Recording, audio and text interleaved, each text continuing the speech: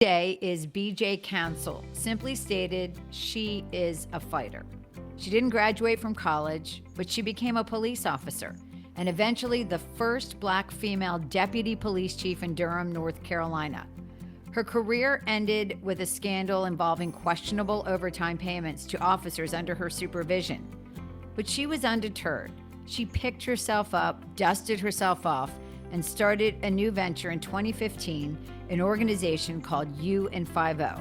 She addresses community challenges in the interactions between citizens and police officers. BJ, welcome to the show. Thank you. Glad to be here. So, okay, the first thing I need to talk about is the name of your group before we back up. And believe it or not, I watched Hawaii Five-O as a kid. I was a crime reporter for 20 plus years, and I didn't know what 5-0 meant until I No, Googled it. really? Okay, so for the listening public, tell people what is 5-0? 50, because of you and 50, it refers to law enforcement. And actually, believe it or not, when I would drive, when I was an officer on the street, I'd actually hear the guys on the corner when we rolled up, because we had to roll our windows down in case somebody was hollering for help. And you'd hear people say 50, 50 in the area. And so that's what it is. But that's old school. They refer to it 12 now, and the young kids refer to them as 12 because of where Okay, so maps there's like a are. different code. Well, I could Yeah. not believe how naive I was because I was like, wow, all these years covering law enforcement, and I did not know that that was like the slang on the street Yeah. for, Yeah. cops. So here Yeah. comes the 5-0. Okay, well, we're going to get into your organization in a minute because I'm really fascinated by what you do. But I like to start with people's origin story because I think it's important to know where people came from to understand their journey. I know you're from Eastern North Carolina. You came from a family of farmers. Your mom was a teacher. Your parents were really invested in the community. Talk a little bit about your foundation, how you were raised, and how that kind of helped define you. My parents were born in 1930s, 30 and 31. So that kind of gives you an idea of the climate that they grew up in. Basically, they grew up in a climate where strange fruit hung from the trees. So I was raised understanding or watching them and hearing stories of racism and those types of things. My father would ask, he sold tobacco, right? So he would go to the warehouse and actually ask them, why am I not getting the same value as the other farmers are? And obviously the other farmers were white. And he couldn't get a response. So what he did, he actually just left the area, didn't stand beside his product. And then he began to getting it because they couldn't, you're not going to know who owns the tobacco. And one of the things he instilled in us, and both of them, was that just do your work and let it speak for itself. And that anybody that came in our driveway, no matter who they were, because even the things they experienced during that time, the main thing they instilled in us is that we have a right to be here. And so that is kind of my foundation and to serve the community. I mean, it was all about, you hear people say, my parents said, do this, do this. My parents basically set the example of serving the community. I saw that. And so I came from, in a household that just believed in service. Yeah, you told a story, I think it was on your website for your organization, about some of the things your father did kind of quietly in the community to help other people. And as a young child, that resonated with you. Yeah, he and my mother were extremely, and then obviously my mother taught in, was well known in my community, which was a little struggle for me because everybody loved my mother being a teacher. It's almost, how the thing about being the child of a preacher is a little stressful. Try being a child of a teacher. That's just, that kind of rises right above that. Yeah. And and she was well known and really took care of the kids. I mean, today people still come to me when I go home and just talk about the impact they had. I mean, one kid said, your mother taught me how to tie my shoes. I mean, so those types of things are ingrained in me as to how to be a good person and serve the community. Yeah, I mean, I think it's really important when you come from a background like that. And I think it also probably helps you overcome things in your life, overcome obstacles and things like that, because you come from this place of strength and caring about other people. So it sounds like you weren't always interested in law enforcement, but you eventually get to this place where somebody says to you, "Hey, why don't you try this?" And so, what, 1982, you Yeah. graduated from the law enforcement academy as a firefighter and a police officer. Yeah, Talk about what that was like as a female, as a black female at yeah. that time. I mean, you had to be one of a handful, right? Yeah, I was. And actually, let me get back to the first part. I never thought about being law enforcement at all. That wasn't anything in my psyche. I went to school and majored in sociology. And like you said, I didn't graduate, but yeah, it was like I needed a job and I didn't want to go back home. And so they were somewhere said, like you said, they're hiring, and I was working like three part-time jobs. It was like I could make one check and work, one job to get the same amount of money, a little bit more. Sounded pretty good. Yeah, it was like sign the sister up, because it was about the job. And then when I got in, I loved it because it was about serving the community. And yeah, I was one of, not the first, because Glenda Beard was one of the first that got in there, but she opened the doors. But it had been a while before a black female had come in, and some of the elders, if you will, uh, kind of recognized that I might struggle a little bit because of the fact that I was a black female. And it was hard. It was difficult. Like I said, I was trained as a firefighter and a police officer. And it was difficult to get through. They had no expectation of me to pass because they looked at my college grades. So they actually thought I was going to do, yeah, they didn't think I was going to pass because they looked at my college courses and my grades, and they thought I would do well physically, and I did not. I struggled. They actually, it's paramilitary, so it's a cadence. And Sure. so when you run, they actually had a cadence called catch up BJ. And Oh, so, but I did. I mean, I eventually graduated. But I had people that helped me.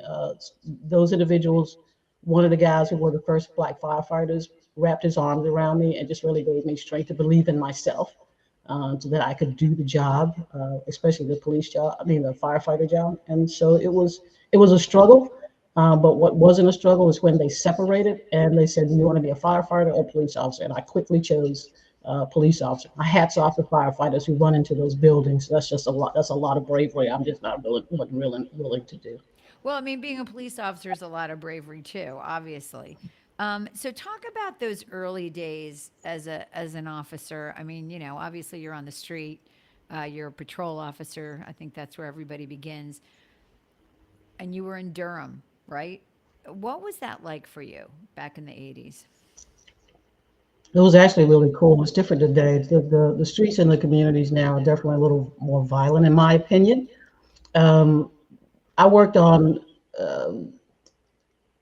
when I graduated. I worked over off of Ninth Street, the station, fire station number 2. That's where I was initially assigned, and I stayed there for about a year, and then I was transferred to East Durham, Holloway, Austin Avenue, and that's where I stayed. And I love that community best because people have a tendency to think they have this bias about they're bad people, or that's all where the violence is, and it wasn't. It was people trying to do what everybody else is doing: go to work, raise their kids, want to live in a safe community.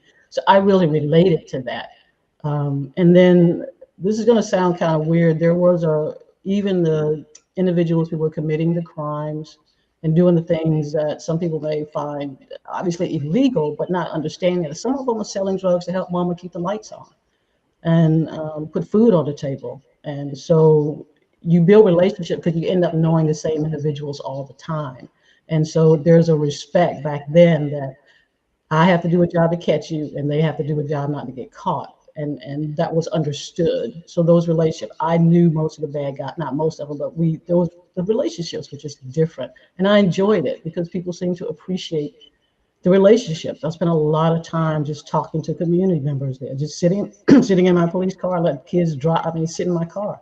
So I felt really good because it was giving back to the community. Yeah, and I mean, it's interesting because I think that people who haven't been involved with law enforcement don't understand the complexity of those relationships, right? I mean, you're not looking for the small time drug dealer. You're looking for the person that is, driving those drugs up 95 and supplying an entire Yeah, community. And so you have to keep those relationships with some people to be able to get information. And also, their story. Like you said, they may be giving it to their grandmother or their mother or whatever to try to keep the lights on or to pay a medical bill. And so it's very complex. It's not simple. I know you have a couple of programs you were really proud of. while you were a police officer, one of the ones I really loved was you have outstanding warrants for people, right? Talk about this one. And you tell them they're going to get a prize if they come to this pawn shop, and then you're just arresting them, right? I mean, how did that work? How did you get Wow. that information out there? Oh, that's it. Yeah. Thank you. Yeah. I was, again, I guess I kind of came at law enforcement a little different. Like, let's just try something different. And so we decided that we wanted to serve warrants, and instead of just going knocking on doors and chase, let's figure this out. And believe it or not, my supervisors bought into it, and there was a vacant building down at Wellens Village here in Durham. And I said, let's just set up a pawn shop and identify all the persons that have uh, warrants out, and just say, if you come to this pawn shop on this particular day, you're going to get a prize, a free prize, and just bring this letter, because that would validate. And here's your number, which was their warrant number. Is your winning Great. is your winning They number. So weren't rocket scientists, let's put it that way. no criminal really is, if you really Right. think about it.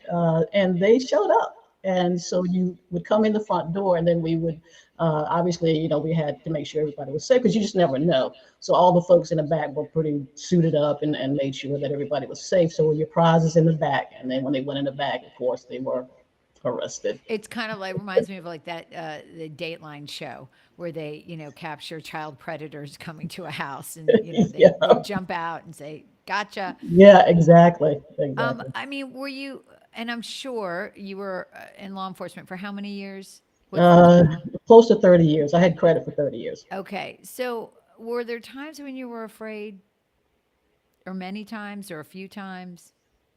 Yeah, I mean, there are several occasions, and one in particular, that I think people forget that we're human beings, and like I said, I joined it because I wanted a job, right? So I'm trained to do stuff, but that doesn't eliminate or stop the fact that I'm scared. And so one thing was, early one morning on Andrew Avenue, dark, people trying to get home from clubs, they're drunk. I could tell the driver had been intoxicated, and pulled him over. And he said, "I'm not getting out of the car." And my stomach sunk. And so I was like, I'm gonna end up having to put my hands on you. And I don't, that's one of the worst things that we want to do, is put our hands on you. We really would prefer you just turn around and let's just do what we got to do, because you're wrong. And so I went back to my car and called for backup, ran a check on him, and said, I got to get out and do this. And got out. And just as I put my hands on him and he started struggling, my backup got there, and we pulled him out. And also, women, I would please rely on a women's intuition, because that's what that was for me. That was my woman's intuition said, this is not going to go well. As soon as he said that, something inside my gut was like, This is this, gonna, so this could be bad. I this is need going to to be be bad. aware. Yeah. Yeah, yeah. And I paid attention to that. And so, but yeah, fear is definitely something, we have to push through. Yeah, and I mean, I would guess too, being a woman in law enforcement, and obviously you're, when you were doing this, I mean, you're in physical shape, like you said, it's like paramilitary. I mean, you're carrying a weapon, you have tools, but is there something different about being a woman? I mean, does it make you feel a little bit more vulnerable? No, it doesn't. I think I think you're familiar with, because I'm all of the 30-30, we're hiring more women. I think we may have more patience, and because we're nurturers to begin with, right? So I may sit there and listen to you and talk to you a little longer than a male. I'm not saying that no males don't do that, but women bring something different to the table. We're more willing, at least I think, to just listen and maybe try to resolve it before I start moving up. And I know women who are pretty aggressive. I'm not saying that that's across the blanket, but I just believe women bring something to the table that can help law enforcement in how you communicate and interact with, because we're maternal for the most part. It's an automatic. We're going to care. I That's mean what that, my and that's a great argument because I know police departments across the country are always trying to hire more women, and that's a great argument for that. That those interactions could go differently if you have somebody that might just stop for a second and take a moment to talk to the person Yeah, yeah. before it escalates. And obviously, that's not always going to work. Right, Uh, right, right, but right. when it does work, When I it mean does that's a work. much better outcome.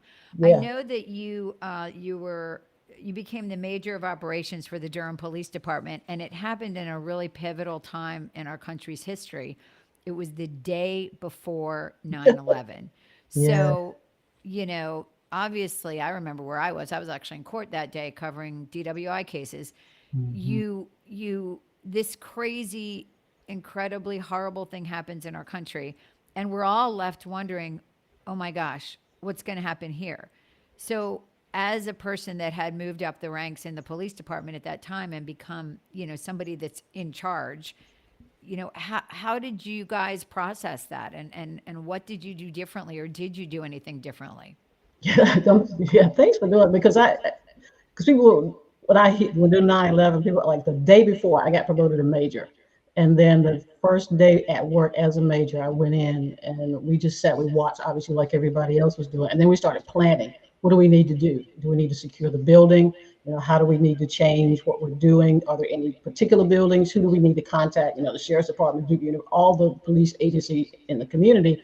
Do we need to sit down and talk to them to find out what is it that we need to do if there are soft targets in this community? So it was that kind of conversation, just tightening up on stuff in the area and doing that collective with other law enforcement. So it was just kind of interesting to get promoted to that rank. And then the first day, Yeah, after officially having to sit there and watch that and then sit down and figure out what do we need to do. sure, that had to be crazy.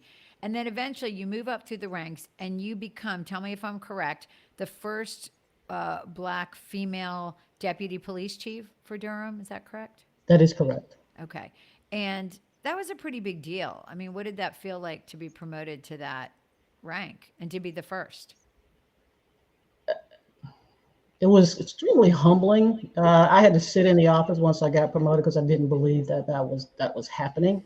Because that was a lot of power for the organization and for me to come up without a college degree. It was just, and I said it earlier, I keep going back to what my father would tell me is just do your work and let it speak for yourself. And obviously it did in a manner that got me to that position because I never would have thought I would have gotten that high. And then it just gave me the ability in that position to really talk about and promote and make sure staff understood we are a community policing organization. And that is the first and foremost is that we're going to be treating people as human beings first and then do what we have to do. But the community policing is our philosophy, and this is how we're going to do that. And that was in the early 2000s.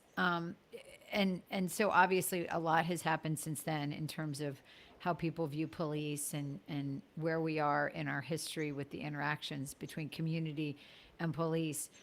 But that was obviously a big deal, a big milestone for you. For people that don't know Durham, how many officers do you remember did you have at that time, and how big was the community?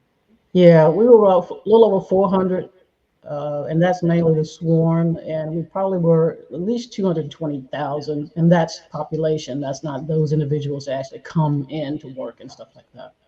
So in 2009, you retired. Talk about the circumstance. Obviously, that wasn't the way you wanted to leave, but there was an issue with people being paid overtime, and there were concerns about that. Yeah, and I appreciate that because actually I have never talked about that publicly. I made a decision not to, and it was one officer. I had an officer who took care of the overtime. I mean, the extra pay off duty. I'm sorry, off duty work. Sure. So, like, And so working security at different eh, venues, organizations, events. Okay. exactly, yeah. So, and a lot of officers like to do that. So my concern was I didn't want that officer to appear to the other officers are taking all the easy off duty jobs. So I said to her, just take a little extra overtime. Had no idea that she was going to be taking that much. I was just signing stuff. As an executive, you put something in front of me. It was my fault. I wasn't paying attention, and she ended up with like 60 or 30 or $60,000 in a matter of months. And I take full responsibility for that. Um, and actually, that was probably, my other half told me I should leave the organization, but I had just gotten promoted by the chief, and I wanted to kind of stay. And so the universe has a way of moving you on. And the universe said, if you won't leave on your own, this is how I'm going to do it. And it was a very public, it had a lot of impact. But I tell people what I learned from that is I no longer have to buy 2 boxes of Christmas cards. I only have to buy 1 box, and I don't use all of them this time. And you talked pretty humbly in the stuff that you sent me about how really that experience, because you had worked so hard to get where you were, really almost broke you. I mean, that it was so emotional. because you cared so much about your job. How did you come back from that? I mean, that's a tough thing to come back from. Yeah, it is. It's public. I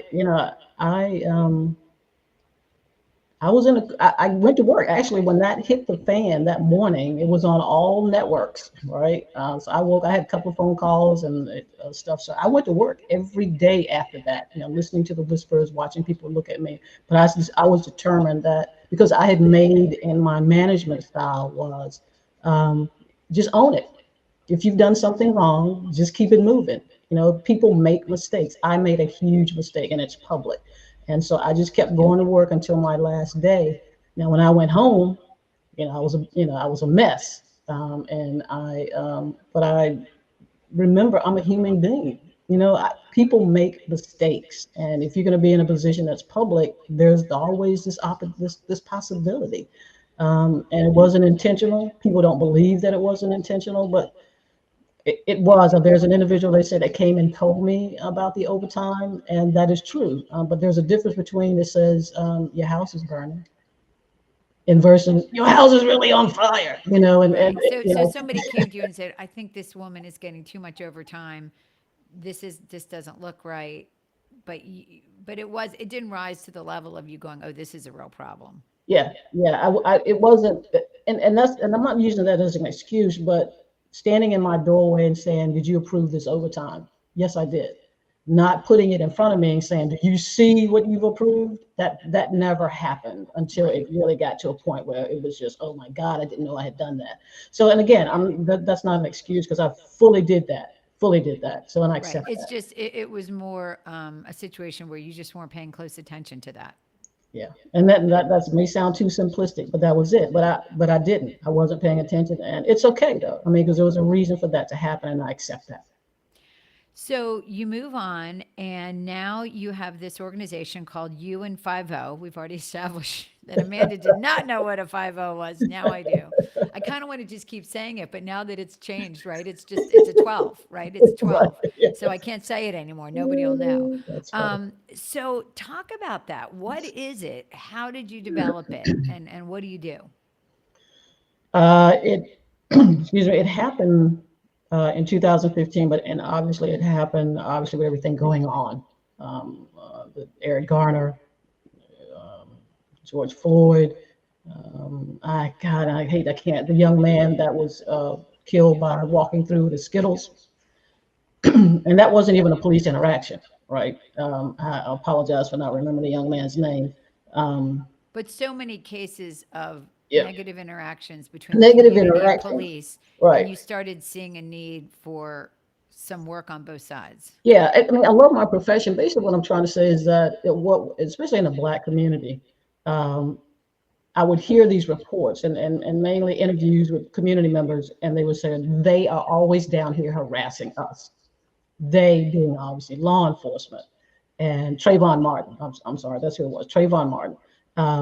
They are always down here. And when I say, well, if they're harassing you, why don't you tell me? Because as a police executive, I'm not going to know that unless you tell me. So if the catalyst was to educate, not only teaching individuals how to understand their rights, but how to file complaints. Because if you don't tell me that I have an officer out here being unprofessional or whatever that may look like for you, I can't correct that problem.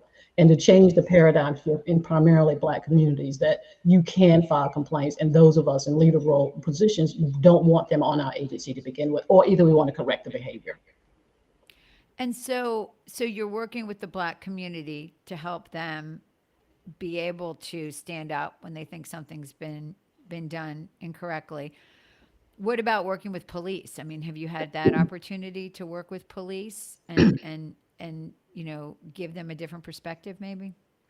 So the information that I share in my training is for anybody. It's good for anybody. It is just in this climate of the 3,000 persons I've talked to for the last 10 years, it's predominantly Black community, Black and brown community, just because of this climate. So I just want to be real clear. My information is good for everybody, but because of this climate, as we all know, and the relationship with law enforcement, most of the persons who attended look like me. And so I apologize. What was the second part of that Well, question? no, that's fine. I mean, did you ramp up what you were doing after George Floyd, after, that happened in 2020? Because it seemed like I mean, it really seemed like the whole world was on fire in terms of how people were reacting to not just that incident, but many others. Yeah.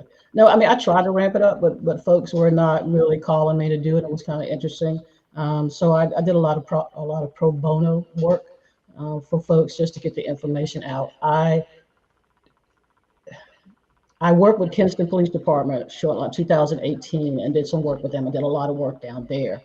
And to answer your question about law enforcement don't really like me in some agencies, and because I'm actually coming in and telling community members how to hold the agencies accountable.